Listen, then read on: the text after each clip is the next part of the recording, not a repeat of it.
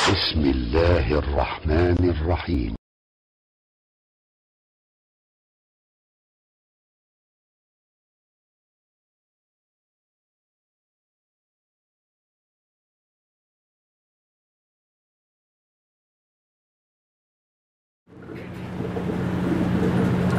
إن الحمد لله نحمده ونستعينه ونستغفره ونؤمن به ونتوكل عليه ونعوذ بالله من شرور أنفسنا ومن سيئات أعمالنا. من يهده الله فلا مضل له ومن يضلله فلا هادي له، ونشهد أن لا إله إلا الله وحده لا شريك له، ونشهد أن سيدنا ونبينا وحبيبنا محمد صلى الله عليه وعلى آله وصحبه وسلم تسليما كثيرا. أما بعد، فإن خير الحديث كتاب الله، وخير الهدي هدي محمد صلى الله عليه وسلم، وشر الأمور محدثاتها، وكل محدثة بدعة، وكل بدعة ضلالة، وكل ضلالة في النار. فاتقوا الله عباد الله، فإن الله عز وجل أمركم بالتقوى، حيث قال سبحانه وتعالى: يا أيها الذين آمنوا اتقوا الله حق تقاته ولا تموتن إلا وأنتم مسلمون. يا أيها الناس اتقوا ربكم الذي خلقكم من نفس واحدة وخلق منها زوجها وبث منهما رجالا كثيرا ونساء، واتقوا الله الذي تساءلون به والأرحام إن الله كان عليكم رقيبا. يا أيها الناس اتقوا ربكم إن زلزلة الساعة شيء عظيم. يا أيها الذين آمنوا اتقوا الله وقولوا قولا سديدا يصلح لكم أعمالكم ويغفر لكم ذنوبكم، ومن يطع الله ورسوله فقد فاز فوزا عظيما। ثم أما بعد، সম্মানিত ভাইরা, সুপ্রিয় বন্ধুগণ, সুফিবাদের উপরে আমাদের আলোচনা চলছে। গত সপ্তাহে আমরা যেখানে থেমেছি সেখান থেকে আজকে শুরু করব। সুফিবাদ নামক বিষাক্ত যে কালো শোভন মুসলিম জাহানকে তছনছ করে ফেলেছে,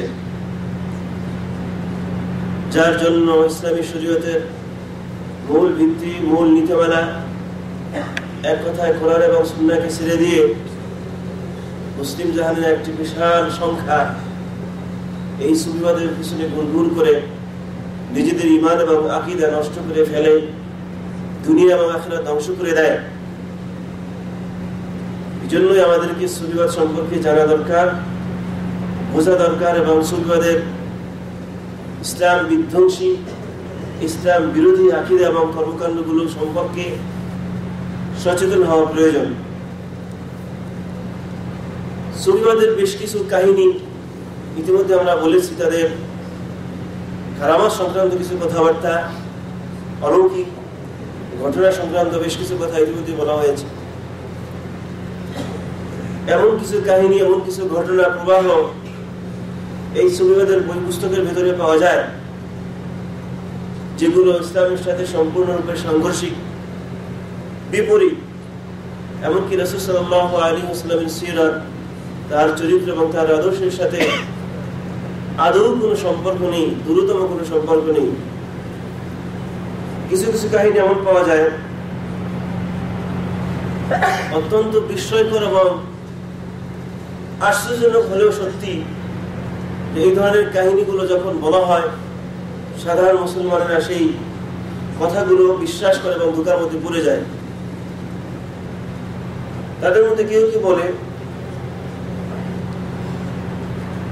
40 বছর যাবৎ তাদের অমুক পীর, অমুক বুজুর্গ খায় না এবং পান করে নাই, না খেয়ে 40 বছর থেকেছে, কোনো কিছু পান না করে 40 বছর অতিবাহিত করেছে। এই ধরনের আজগুবি কথা বই পুস্তকের মধ্যে লেখা, এবং সেগুলো পড়ে পড়ে লোকেরা খুব আবেগ আপ্লুত হয়ে পড়ে। এমনকি কেউ কেউ চিল্লাচিল্লি শুরু করে দেয়, ধারণা করে, বিশ্বাস করে এত বড় বুজুর্গ, এত বড় কুতুব, এত বড় ওলি 40 বছর যাবত করে কিছু খাওয়া দরকার হয় নাই, না খেয়ে কাটিয়ে দিয়েছে। আবার কেউ কি তাদের বই পুস্তকে লিখেছে যে এনার মুসাব 17 বছর যাবৎ ঘুমিয়েছিল, এর মধ্যে সজাগ হয় না। কি বিস্ময়কর আজগুবি ঘটনা বা কাহিনী। 17 বছর যদি তুমি ঘুমায় থাকো, কখন নামাজ পড়লা, কখন রোজা, যেহেতু তাদের মূল ভিত্তি হলো নামাজ রোজা দরকার নাই, এগুলো হচ্ছে প্রাথমিক স্টেজে, প্রাথমিক পর্যায়ে নামাজ হবে। এরপরে যখন বড় সুফি হয়ে যায়, বড় ওলি হয়ে যায়, বড় বুজুর্গ হয়ে যায়, তখন আর কোনো কিছু দরকার নেই, তখন এইভাবে বছরের পর বছর ঘুমায় থাকা যায়। এরপরে আবার আরেকজনে বলছে, আরো সুফি সম্পর্কে বলছে যে তার একটা লাঠি ছিল, যে লাঠির উপর ভর করে চলাফেরা করতো। এরপরে কি করতো, এই লাঠিকে সে অর্ডার করতো, কুনি ইনসানান, মানুষ হয়ে যাও, ফাতাকুন ইনসানান, এরপর সে মানুষ হয়ে যায়। ফায়ুরসিলুহা তাকদি লাহুল হাওয়াইজ সুম্মা তাউদু কামা কানাত। এরপরে এই লাঠিটাকে যখন ইনসান হয়ে যেত, মানুষ হয়ে যেত, এরপরে বলতো তুমি এই কাজ করে আসো, সেই কাজ করে আসো, কাজ টাজ করে আবার ফিরে আসতো ওই বুজুর্গের কাছে, বুজুর্গ বলতো এখন তুমি আবার লাঠি হয়ে যাও, তখন আবার লাঠি হয়ে যেত। এই ধরনের আজগুবি কথাবার্তা, এগুলো দিয়ে ভরা সুফিবাদের বই পুস্তকগুলো। কিন্তু বিস্ময়কর হচ্ছে কাহিনী থেকে আরো মারাত্মক বিস্ময়কর, যেগুলোকে লোকেরা বিশ্বাস করে, এগুলোকে লোকেরা বিশ্বাস করে এবং মনে করে এগুলো হচ্ছে তাদের বুজুর্গানে কেরাম, তাদের অলিয়া উলিয়া, তাদের কুতুব, তাদের এগুলো কারামাত, অলৌকিক ঘটনা। সম্মানিত ভাইরা, সুপ্রিয় বন্ধুরা, ইসলামী শরীয়তের মূলনীতি হচ্ছে এমন কোন কারামাত, এমন কোন অলৌকিক ঘটনা সম্ভব নয় যার সাথে শরীয়তের মিল খুঁজে পাওয়া যাবে না। অর্থাৎ একজন লোক নামাজ পড়বে না, বলবে এটা শরীয়ত, ইসলামী শরীয়তে এটাকে ইসলাম বিরোধী এবং কাফির হিসেবে সাব্যস্ত করা হবে। সে মুসলমান নয়। যদি কেউ বলে নামাজ দরকার নাই, সে ব্যক্তি মুসলমান নয়, সে কাফের। অথচ লোকেরা বিশ্বাস করে যেমন একটা পর্যায়ে চলে গেলে তখন আর নামাজ দরকার নাই, রোজা দরকার নাই, কারণ সে অনেক বড় কুতুব হয়ে গেছে, অনেক বড় ওলি হয়ে গেছে। নামাজ হচ্ছে প্রাথমিক স্টেজে। এর মানে কি দাঁড়ায় যে রাসূল সাল্লাল্লাহু আলাইহি সাল্লাম ওই পর্যায়ে বুঝতে পারেন নাই। ইন্না লিল্লাহি ওয়া ইন্না ইলাইহি রাজিউন। কারণ আল্লাহ রাসূল সাল্লাল্লাহু আলাইহি সাল্লাম ইন্তিকালের আগ পর্যন্ত নামাজ পড়েছেন। আল্লাহ বলেছেন ওয়াবুদ রাব্বাকা হাত্তা ইয়াতিয়াকাল ইয়াকিন। তোমার যখন ইয়াকিন আসবে, অর্থাৎ ঠিক মৃত্যুর সময় চলে আসবে, ওই পর্যন্ত তুমি আল্লাহ তোমার রবের ইবাদত করো। কবরে যাওয়ার আগ পর্যন্ত ইবাদত করার জন্য বলেছেন। রাসূল সাল্লাল্লাহু আলাইহি সাল্লাম ইন্তিকালের আগ পর্যন্ত ইবাদত করেছেন। তাহলে এই যে বাজে কাহিনীগুলো, বাজে কিচ্ছাগুলো, এর দ্বারা বোঝানো হয় যে আল্লাহ রাসূল সাল্লাল্লাহু আলাইহি ওয়াসাল্লাম ওই দরজায় পৌঁছতে পারেন নাই, যার জন্য তাকে মৃত্যুর আগ পর্যন্ত ইবাদত করতে হয়েছে। কিন্তু এরা, এই গাঁজাখোররা, এই নাপাক লোকেরা, এই ভণ্ড লোকেরা, এরা ওই পর্যায়ে পৌঁছেছে, তাদের জন্য নামাজটা দরকার নাই। ইন্না লিল্লাহি ওয়া ইন্না ইলাইহি রাজিউন। এবং এই ইদানিং কিছুদিন আগেও আমাদের দেশের একজন অন্যতম বিখ্যাত দাজ্জাল, ছোট দাজ্জাল, আমাদের দেশে কয়েকজন দাজ্জাল আছে, তার মধ্যে একজন, এই দাজ্জালটা বলছে যে ফানাফিল্লা হয়ে গেলে তার নামাজ রোজা দরকার নেই। ফানাফিল্লা হয়ে গেলে, আল্লাহর সাথে মিশে গেলে তার নামাজ রোজা প্রয়োজন নাই। এগুলো হচ্ছে দাজ্জাল, বর্তমান যুগের দাজ্জাল। এই ধরনের দাজ্জালে ভরে গেছে আমাদের দেশটা, আমাদের সমাজটা। এই দাজ্জালদের থেকে যদি আল্লাহ তাআলা যাদেরকে হেফাজত না করে, তাহলে দেশ যে কোথায় যাবে আল্লাহই ভালো জানে। এমনিতেই লোকেরা দিন দিন কোরআন সুন্নাহ ছেড়ে দিচ্ছে, কোরআন সুন্নাহর সাথে সম্পর্ক নেই, দিন ধর্মের সাথে সম্পর্ক দিন দিন ছেড়ে দিচ্ছে, দিন দিন আল্লাহর থেকে দূরে সরে যাচ্ছে, কোরআন সুন্নাহ থেকে দূরে সরে যাচ্ছে। তারপরে আবার এই ধরনের দাজ্জালদের আবির্ভাব, নতুন নতুন দাজ্জালি কথাবার্তা, বিভ্রান্তমূলক ইসলাম বিরোধী কুফরি কথা দিয়ে গোটা সমাজ আজকে ভরে যাচ্ছে।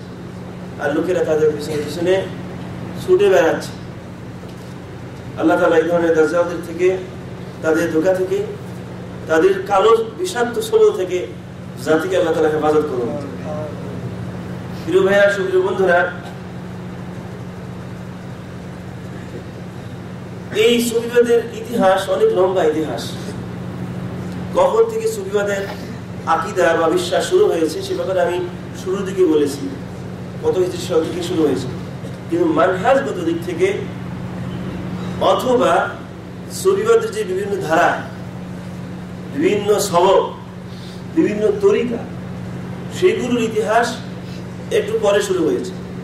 তাদের মূল আকীদা এবং মূল কর্মকাণ্ড সেগুলো শুরু হয়েছে একেবারে সেই প্রাথমিক যুগ থেকেই।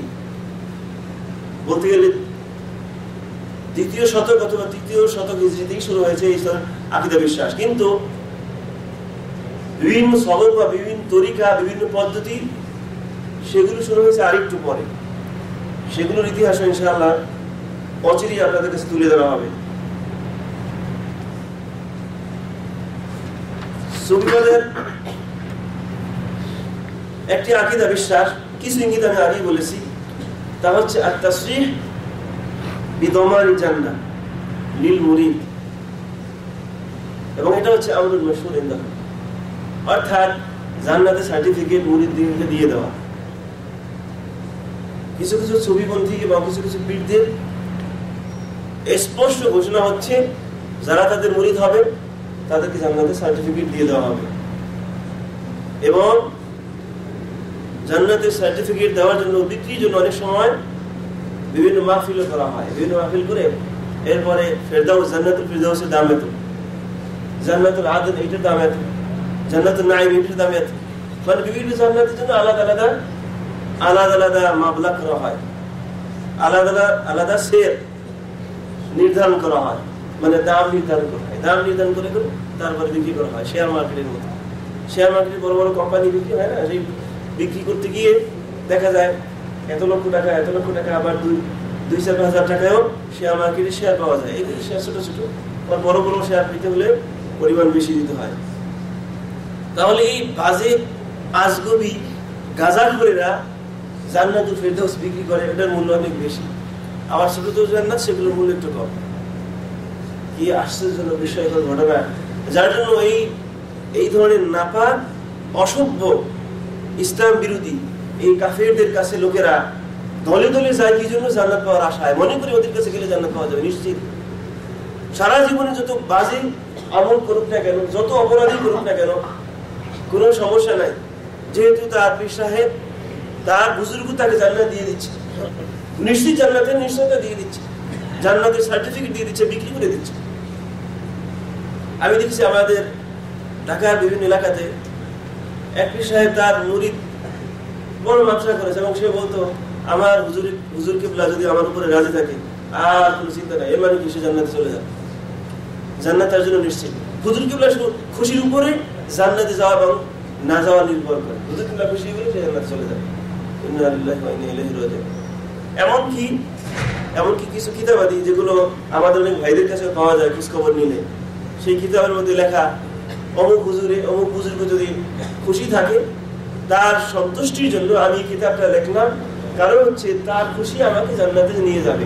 মানে হুজুর যদি খুশি হয়, বুজুর্গ যদি খুশি হয়, তাহলে তিনি জান্নাতে চলে যাবে। তাহলে জান্নাতে যাওয়া এবং না যাওয়া এটা ওনার বুজুর্গ বা হুজুরের সন্তুষ্টি কিংবা অসন্তুষ্টির উপরে নির্ভর করে। ইন্না লিল্লাহি ওয়া ইন্না ইলাইহি রাজিউন। জান্নাতের মালিক হয়ে বসে আছে এই বুজুর্গরা। জান্নাত এবং জাহান্নামের মালিক হচ্ছেন রব্বুল আলামিন। আল্লাহ তাআলা যাকে খুশি তাকে জান্নাত দিবেন, যাকে খুশি তাকে জাহান্নাম দিবেন। সবকিছু নির্ভর করে আল্লাহ তাআলার ইচ্ছার উপরে। আল্লাহ তাআলার ইচ্ছা সাথে সাথে বান্দার আমল। বান্দা যদি আল্লাহ তাআলার ইচ্ছা অনুযায়ী আমল করে, আল্লাহ তাআলার ইচ্ছা অনুযায়ী তার আদেশ এবং নিষেধগুলো মেনে চলে, তাহলে আল্লাহ যাকে খুশি জান্নাত দিবেন, যাকে খুশি জাহান্নাম দিবেন। অথচ এই লোকেরা নিজেরা এই জান্নাতের মালিকানা হয়ে বসে আছে এবং মুরিদদেরকে জান্নাতের সার্টিফিকেট দিয়ে দিচ্ছে এবং কখনো কখনো বিক্রিও করে। এগুলো কিন্তু গল্প কাহিনী নয়, বাস্তব ঘটনা। আমাদের দেশে বিভিন্ন এলাকাতে জান্নাত বিক্রি করে, এবং বিভিন্ন আপনার আছে, বিভিন্ন পদ্ধতি আছে। পয়সা বেশি দিলে বড় জান্নাত, আবার পয়সা কম দিলে ছোট জান্নাত।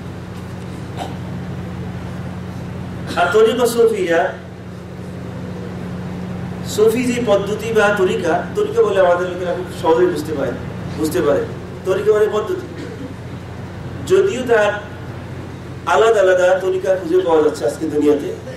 শুধু দুনিয়া না, আমাদের দেশেই অনেক তরিকা খুঁজে পাবেন।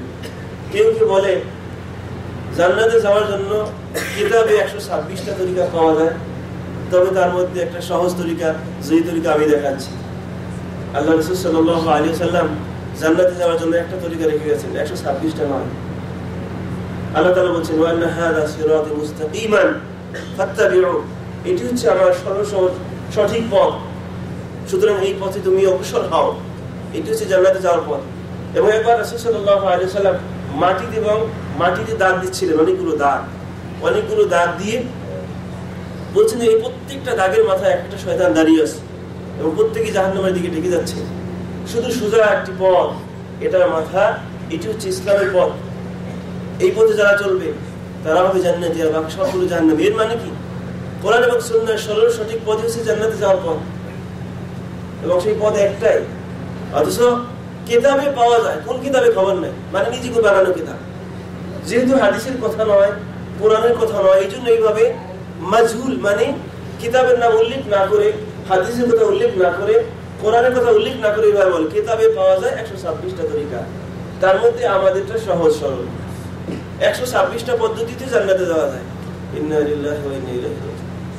জান্নাতে যাওয়ার পথ একটাই, আর সবগুলো জাহান্নামের পথ। যে পথ হচ্ছে কোরআন এবং সুন্নাহর পথ। যাই হোক সম্মানিত ভাইরা, সুপ্রিয় বন্ধুরা, তো এই সুফিবাদের যে বিভিন্ন তরিকা বা বিভিন্ন পদ্ধতি, সেগুলোর পদ্ধতি বা সবক আদায়ের সিস্টেম আলাদা হলেও কিছু কিছু ক্ষেত্রে তাদের সবার মানহাজ একই রকম। কিছু কিছু ক্ষেত্রে সকলের মানহাজ একই রকম।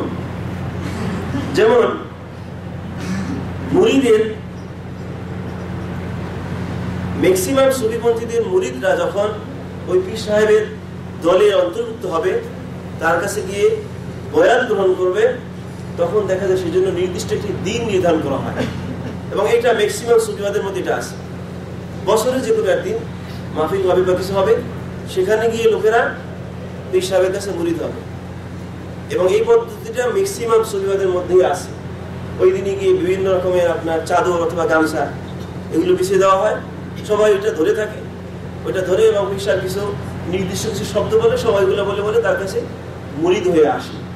এবং এই মুরিদ হওয়ার দ্বারা সে তার নিজেকে সুপর্দ করে দিল ওই পীরের কাছে। পীর যা বলবে তার কাছে তার জীবন মরণ সব কিছু সুপর্দ হয়ে গেল। মুসলমানের জীবন মরণ সব আল্লাহ তাআলার হাতে, তারা সবকিছু সুপর্দ করবে আল্লাহর কাছে, কোনো ব্যক্তির কাছে নয়। ইসলাম শব্দটা ইসতিসলাম থেকে আসছে। ইসতিসলাম মানে হচ্ছে আত্মসমর্পণ করা। আপনি পরিপূর্ণভাবে আল্লাহ তাআলার কাছে আত্মসমর্পণ করবেন, এটা হচ্ছে মুসলমানের পরিচয়, কোনো ব্যক্তির কাছে নয়। কিন্তু এই বিভিন্ন পীর বা বিভিন্ন সবকের লোকেরা কি করে, তাদের পীরের কাছে, তাদের বুজুর্গের কাছে আত্মসমর্পণ করে এই বয়াতের মাধ্যমে। যখনই সে বয়াত নিল, যখনই তার শিষ্যত্ব গ্রহণ করলো, এর মানে হচ্ছে সে কোনো কিছু করতে পারবে না তার পীরের অনুমতি ছাড়া। পীর যা বলবে সেভাবে তার চলতে হবে, সবক সে যেভাবে বলবে সেভাবে তাকে চলতে হবে। কোরআন এবং হাদিসের সাথে আদৌ কোনো মিল যা খুঁজে পাওয়া যায় না, অথচ এই ধরনের কিছু সবক দিতে থাকে এবং সেগুলো আমল করতে থাকে। এমনকি কিছু কিছু পীরদের দেখা যায় সবকের সংখ্যা অনেক, 1, 2, 3, 4, 5 এরকম করে করে 17, 18, 20, 22 এই ধরনের সবক। প্রথম দিকে হচ্ছে কিছু জিকির, মানে প্রাথমিক বেদাত যখন শুরু হয় তখন খুব বেশি বেদাত করে, তখন কিছু জিকির টের করে।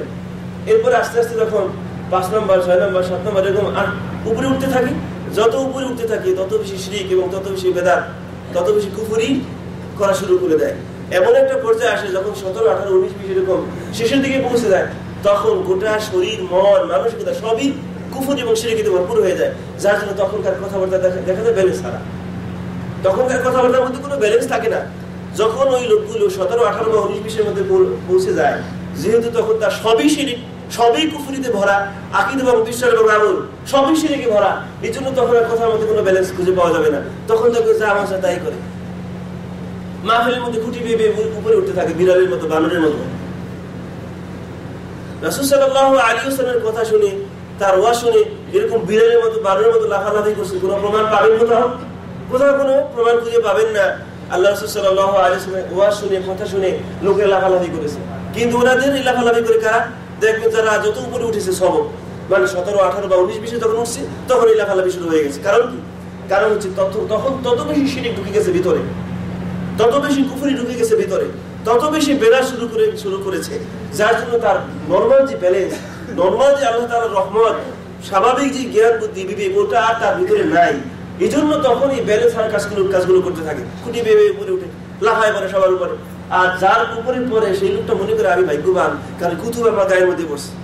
যদি তার চোখ একটা নষ্ট হয়ে যায়, হাত একটা ভেঙে হয়ে যায়, কিছু বলবে না। কারণ কি? কারণ কুতুব পড়ছে তার উপরে লাফাইয়া। এই জন্য সে বিরাট বড় ভাগ্যবান ব্যক্তি। এই ধরনের আজগুবি কাহিনী, আজগুবি কিচ্ছা অভাব নাই। এগুলো বুঝতে হবে প্রিয় ভাইরা, প্রিয় বন্ধুরা। মিলাই দেখবেন রাসূল সাল্লাল্লাহু আলাইহি ওয়াসাল্লাম জীবনের সাথে, তার আদর্শের সাথে আদৌ কোনো মিল এগুলো আছে কিনা? আল্লাহ রাসূল সাল্লাল্লাহু আলাইহি ওয়াসাল্লামের থেকে বড় ওলি দুনিয়াতে কি আছে? অথচ তার কথা শুনে সাহাবারা লাফালাফি করেছে, কোনো প্রমাণ নাই, বেহুশ হয়ে গেছে, কোনো প্রমাণ নাই। কিন্তু আজকে এইগুলো করতেছে, আবার লোকেরা মনে করে এরা হচ্ছে আসল পীর, আসল বুজুর্গ, এই জন্য এদের কথা শুনলে তাসির হয়, এভাবে লাফালাফি করতে হয়।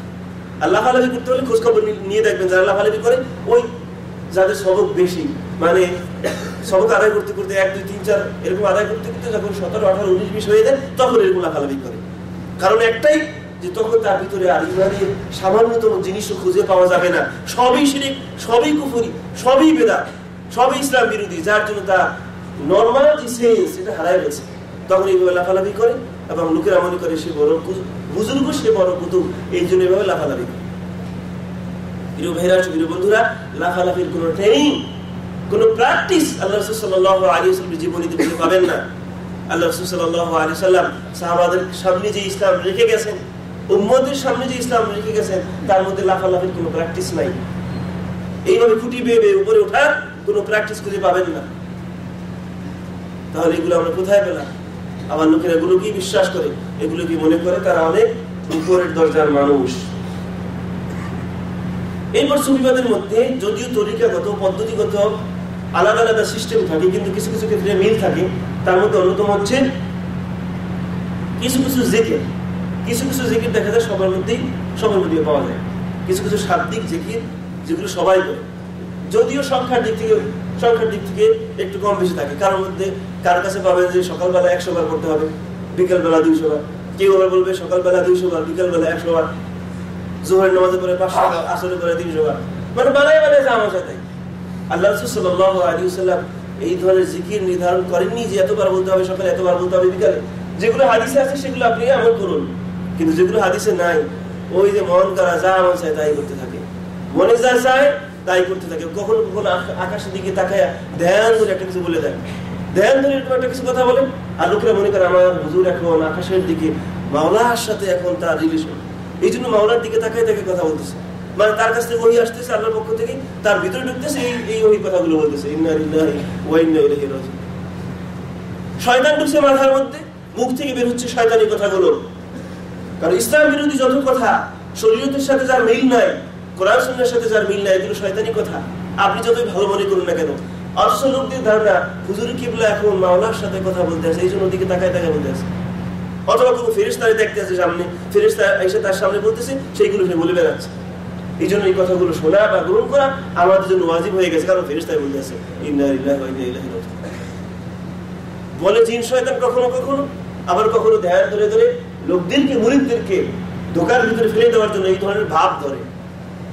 আর এই ভাব ধরনের কথাগুলো লোকেরা মনে করে ওলিয়া উলিয়া দরজার কথাবার্তা, এবং যেহেতু তার কাছে ওহী আসে, কখনো কখনো আল্লাহর সাথে কথা বলে, কখনো কখনো ফেরেশতাদের সাথে কথা বলে, এই জন্য বিভিন্ন দিকে তাকাই থাকে, হঠাৎ করে ডানে, হঠাৎ করে বামে, হঠাৎ করে উপরে, হঠাৎ করে নিচে, অনেকক্ষণ ধ্যান ধরে এরপর একটা বলে দেয়। তখন লোকেরা মনে করে এই যে ওহী আসছে, তো সেই ওহীর পরে কথাগুলো বলছে ইন্না লিল্লাহি ওয়া ইন্না ইলাইহি রাজিউন। আল্লাহ রাসূল সাল্লাল্লাহু আলাইহি ওয়াসাল্লামের কাছে ওহী আসতো, এরপরে জগৎ থেকে ওহী আসা বন্ধ হয়ে গেছে, আর কোনোদিন ওহী আসবে না। ওহী আসে নবীদের কাছে, কোন ব্যক্তির কাছে ওহী আসে না, কিন্তু ওনারা ধরে নেয় যে ওহী আসে তাদের কাছে। সম্মানিত ভাইরা, সুপ্রিয় বন্ধুরা, এরপরে আরেকটি বিশ্বাসগত মিল পাওয়া যাবে সব সুফিবাদের ভিতরে, তা হচ্ছে এই সুফিবাদ মানে হলো তার ভিতরে অলৌকিক কিছু কাহিনী, অলৌকিক কিছু ঘটনা থাকতে হবে, যেটা আমি গত সপ্তাহে আলোচনা করেছি। আল্লাহর ওলি বলতে অলৌকিক কিছু থাকতে হবে, এর কোনো দলিল কোথাও খুঁজে পাবেন না। আল্লাহ তাআলার ওলি হচ্ছে তারাই যারা আল্লাহর প্রতি বিশ্বাস করে এবং আল্লাহ তাআলার আদেশ এবং নিষেধগুলো মেনে চলে, তারা সবাই আল্লাহর ওলি হতে পারে। আপনারা সবাই আল্লাহর ওলি যদি আপনার ভিতরে ঈমান থাকে এবং আল্লাহকে ভয় করে চলে। এর সাথে অলৌকিক কাহিনী অথবা কাল্পনিক কিছু ঘটনা ঘটানো, এটার সাথে ওলির সাথে কোনো সম্পর্ক নাই। এবং এটা আমি গত সপ্তাহে বলেছিলাম, আপনাদের স্মরণ থাকার কথা, সাহাবায়ে কেরামদের জীবনে এই ধরনের অলৌকিক ঘটনা খুঁজে খুব কমই পাবেন। সাহাবায়ে কেরামদের জীবনে অলৌকিক ঘটনা কাহিনী খুব কমই পাবেন। সাপোজ দু একটা খুঁজে পাবেন, তাও নিজেরা বানায় করতে, তাও নয়, হঠাৎ করে ঘটেছে দু একজনের জীবনে। অথচ আমাদের এই সুফিবাদের গোটা মানহাজ, গোটা পদ্ধতি দেখবেন শুধুমাত্র অলৌকিক কাহিনী দিয়ে ভরা। তাদের বই যদি শুরু করেন ভূমিকা থেকে শুরু করে শেষ পর্যন্ত পুরো বইটি শুধু অলৌকিক কাহিনী দিয়ে ভরা। অলৌকিক কাহিনী, স্বপ্ন নির্ভর কাহিনী, এগুলো দিয়ে ইসলাম তারা এস্টাবলিশ করতে চায়। অথচ ইসলামী শরীয়ত স্বপ্নের উপরে নির্ভরশীল কোনো দিনের নাম নয়, অলৌকিক কাহিনীর উপরে নির্ভরশীল কোনো দিনের নাম ইসলাম নয়। ইসলাম হচ্ছে কোরআন এবং সুন্নাহ ভিত্তিক। কোরআনে যা পাওয়া যাবে, হাদিসে যা পাওয়া যাবে, তাই হচ্ছে ইসলাম। ইসলামের সাথে এই ধরনের কাল্পিক এবং বানোয়াট কাহিনীর দূরতম কোনো সম্পর্ক নাই। আল্লাহ তাআলা আমাদেরকে এই ধরনের ইসলাম বিদ্বেষী, শরীয়ত বিদ্বেষী, বিধ্বংসী সব ধরনের আকীদা বিশ্বাস থেকে রব্বুল আলামিন আমাদেরকে হেফাজত করুন। সারাটি জীবন কোরআন এবং সুন্নাহর উপরে টিকে থাকার যোগ্যতা এবং তৌফিক রব্বুল আলামিন আমাদেরকে দান করুন। বারাকাল্লাহু লি ওয়া লাকুম ফিল কুরআনিল আযীম ওয়া নাফা'নি ওয়া ইয়্যাকুম বিমা ফীহি মিনাল আয়াতি ওয়া যিকরিল হাকীম। আকুলু কওলি হাযা ওয়া আস্তাগফিরুল্লাহ লি ওয়া লাকুম ওয়া লিসাইরিল মুসলিমিনা মিন কুল্লি যানব ফাস্তাগফিরুহু ওয়া তুবু ইলাইহি ইন্নাহু হুয়াল গফুরুর রহিম।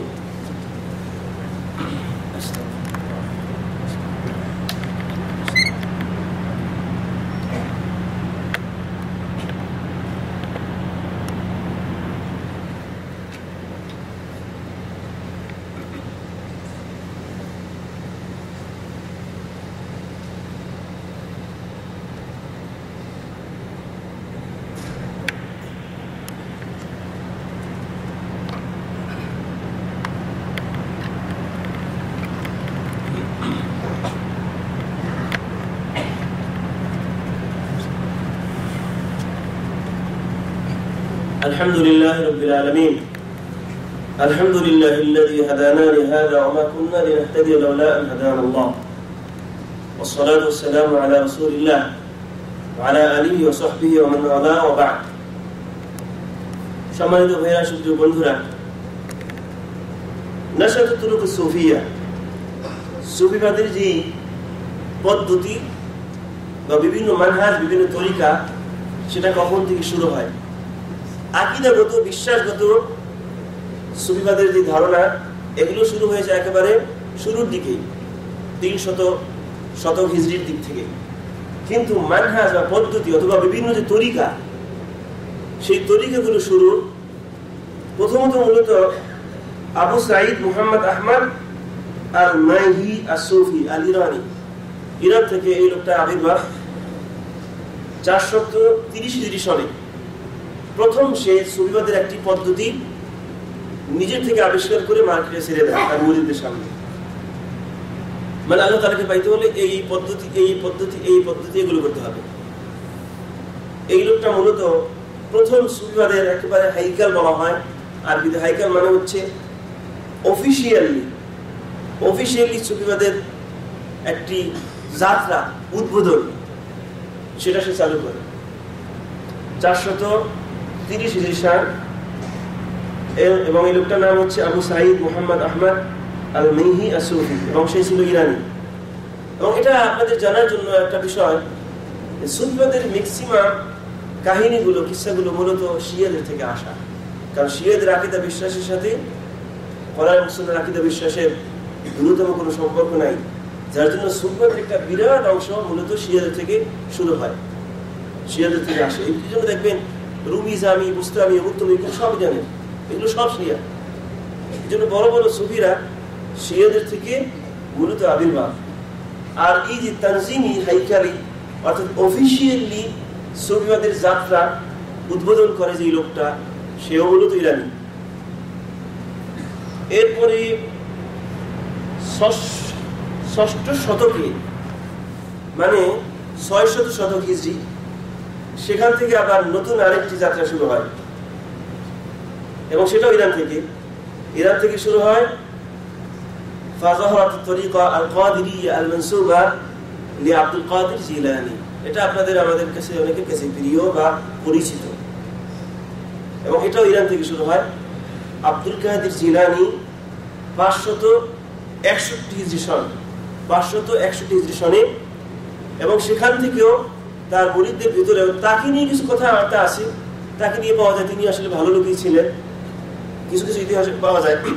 কিন্তু তার ইন্তেকালের পরে তার মুরিদরা, তার বড় বড় খলিফা, তার বড় বড় মুরিদ যারা, তারাই মূলত এই নাপাকি একটি দল, একটি কাহিনী, একটি গ্রুপ, একটি পদ্ধতি শুরু করে।